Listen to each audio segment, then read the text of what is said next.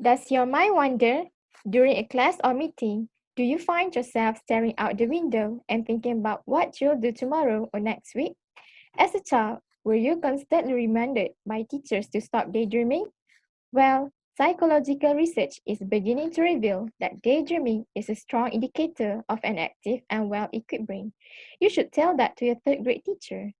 Daydreaming, according to Merriam-Webster and America's most trusted online dictionary, is a pleasant visionary, usually wishful creation of the imagination, and by that definition, it is proving to be like a mini vacation that carries with it more than just a handful of scientifically proven benefits. Other research points to the distinct benefits of daydreaming and imagination for well-being, asking people to engage in positive mental time travel where they imagine positive events that will take place the following day increases levels of happiness. Likewise, new research suggests that daydreaming of loved ones might be an antidote to loneliness, fostering feelings of social connection. So today, I'd like to take all of you to get through the advantages of this little world of imagination or daydreaming that we had encountered since we were young, so that you will not think all those daydreaming we once had is a waste. The first two points on how daydreaming benefits us will be presented by me, EIDA binti Ahmad Sabri, metric number 202612, currently a student in Bachelor of Food Studies, and alongside with my partner, Hidayah binti Muhammad Tarmizi, metric number 204132, also a degree student in Food Studies, who will talk about the last 2 points and summarize this presentation. Okay, so without wasting any time, let's go to the first point of this presentation. Daydreaming helps us to relax with the keyword stress reliever. I'm sure most of us is very familiar to this word stress. Stress is a feeling of emotional or physical tension. It can come from any event or thought that makes you feel frustrated, angry, or nervous. In order to relieve stress, daydreaming is a way that many people choose to relax. Daydreaming allows your mind to take a break for the duration of the entire time you allow your mind to wander. Since it lets your mind take a break, you can often return from a session daydreaming with a refreshed and renewed mind. Oftentimes, this might be all you need to return to a task and complete it. Oftentimes, working on the same thing for a long period can cause your mind to get bored and stop focusing on it. Daydreaming can relieve your mind from the issue for a few minutes and, as a result, return refreshed and ready to complete it.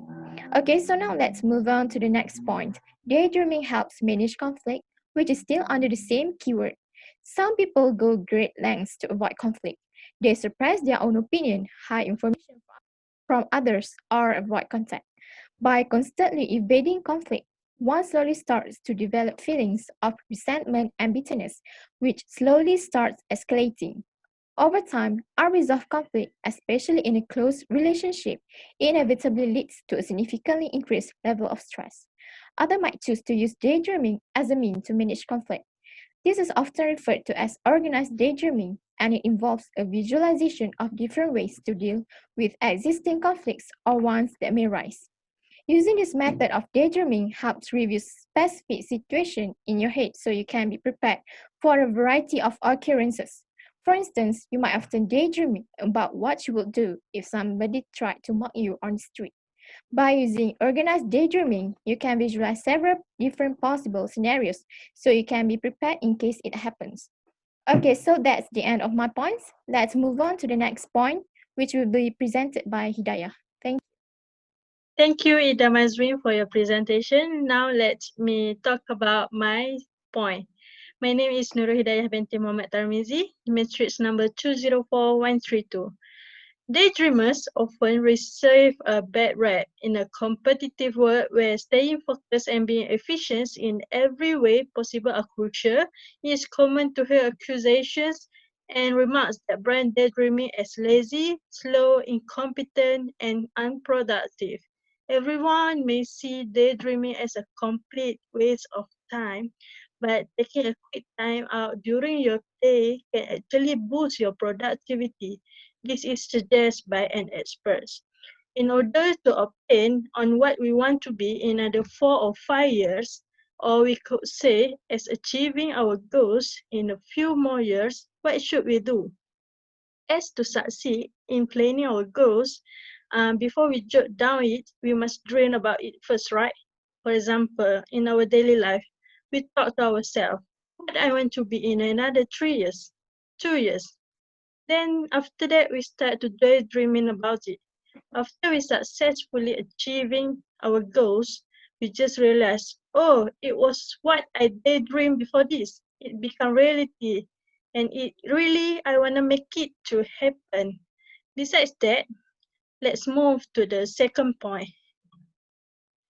Please remember that goals activity is such a ongoing activity. You have to build a reminder in your mind where to keep your concentrate and on track.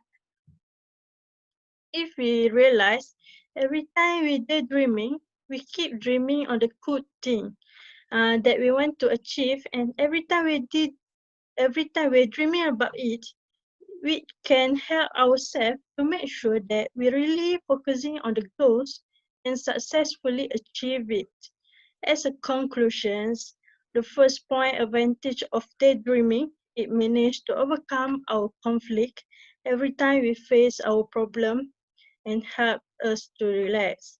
Second, successfully achieving our goals and stay focusing on goals every time we feel like we want to achieve something.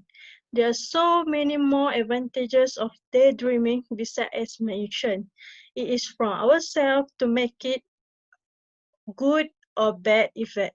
That's all from me. Thank you.